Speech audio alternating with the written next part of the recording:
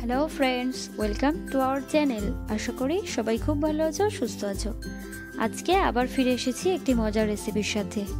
এই রেসিপিটি বাঙালির একটি হারিয়ে যাওয়া খাবার এবং অবশ্যই এটা কিন্তু গ্রাম বাংলার খাবার।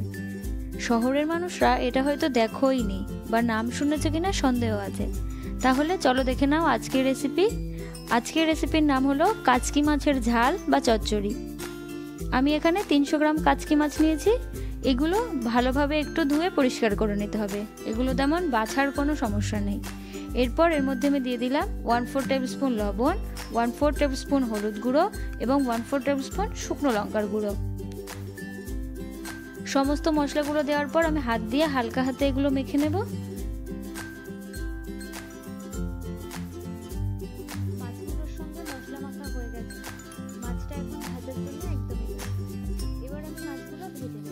মাছ ভাজার জন্য আমি ওভেনটা অন করে ওভেনে একটা ফ্রাইং প্যান বসিয়ে দিয়েছি এবং তাতে দিয়ে দিচ্ছি 2 থেকে 3 টেবিল স্পুন মতো সর্ষের তেল। তেলটা একটু গরম হতে আমি যে ম্যারিনেটেড মাছটা রেখেছিলাম সেই মাছটা দিয়ে দেব এবং হালকাভাবে ভেজে নেব। খুব বেশি কড়া করে ভাজার দরকার নেই, হালকাভাবে ভেজে নিলেই হবে।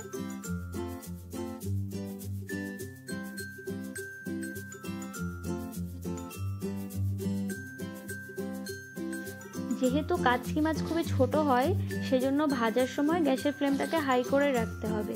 যদি গ্যাসের ফ্লেমটা মিডিয়াম টু লো থাকে তাহলে কিন্তু মাছগুলো আরও ভেঙে ভেঙে যাবে। দেখো মাছগুলো ভাজা হয়ে গেছে। আমি গ্যাসের ফ্লেমটা অফ করে মাছগুলো একটা বাটিতে তুলে নিয়েছি। এবার গ্রেভিটা রেডি করার পালা। গ্রেভি রেডি করার জন্য আমি ওই একই ফ্রাইং প্যানে আবারও 3 to 4 টেবিল স্পুন সর্ষের তেল দিয়ে দিলাম। তেলটা একটু গরম হয়ে এসেছে। এবার আমি এর মধ্যে ফোড়ন দিয়ে দেবো। ফোড়নের জন্য আমি ইউজ করছি 1/2 টিস্পুন কালো জিরে এবং 1/2 টিস্পুন মৌরি এবং কালো জিরেটা দেওয়ার পরে আমি 1 মিনিট এটা একটু ভেজে নিয়েছি। তারপর আমি এর মধ্যে দিয়ে দিলাম 3টে মিডিয়াম সাইজের কুচনো পেঁয়াজ। যেহেতু 300 গ্রাম মাছ, তাই 3টেই পেঁয়াজ ইউজ করতে হবে।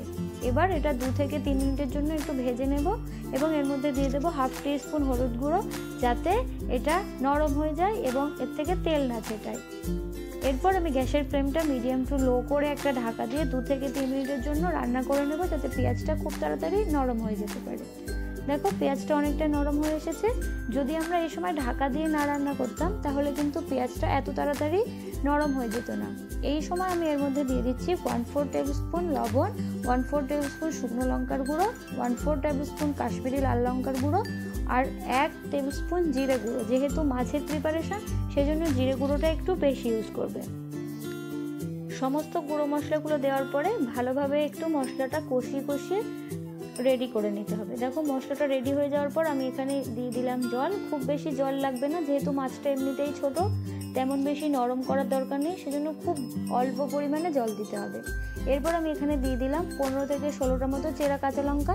তোমরা যারা ঝাল খেতে পছন্দ করো না তারা এইখানে কাঁচা লঙ্কার পরিমাণটা কমও দিতে পারো। এরপর আমি ঢাকা দিয়ে আরও কিছুক্ষণ এটা কুক করে নিয়েছি। দেখো ঢাকনাটা খুলে দেখাচ্ছি, পেঁয়াজটা এবং কাঁচা লঙ্কাটা অনেকটাই নরম হয়ে গেছে। এই অবস্থায় আমি এর মধ্যে দিয়ে দেব ভেজে রাখা মাছগুলো।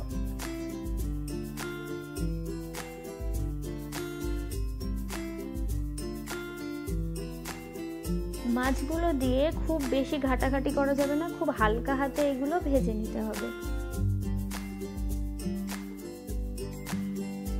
4 থেকে 5 মিনিটের জন্য একটু নেড়েচেড়ে নিলেই কিন্তু এটা একদমই তৈরি। এবার গরম গরম ভাতের সঙ্গে পরিবেশন করার পালা। দেখো একদমই কিন্তু রান্নাটা হয়ে গেছে। এবার আমি এটা কিছুক্ষণ গ্যাসের ফ্লেমটাকে অফ করে ঢাকা দিয়ে রাখবো এবং তারপর ফিরে এসে তোমাদের দেখাবো যে আজকের প্রিপারেশন কাচকি মাছের ঝাল বা চচ্চড়ি কেমন হয়েছে। দেখো দেখতে কি অসাধারণ হয়েছে না, এবং খেতেও খুবই টেস্টি হয়। গরম ভাতের সঙ্গে এটা থাকলে আর কিছুই লাগে না।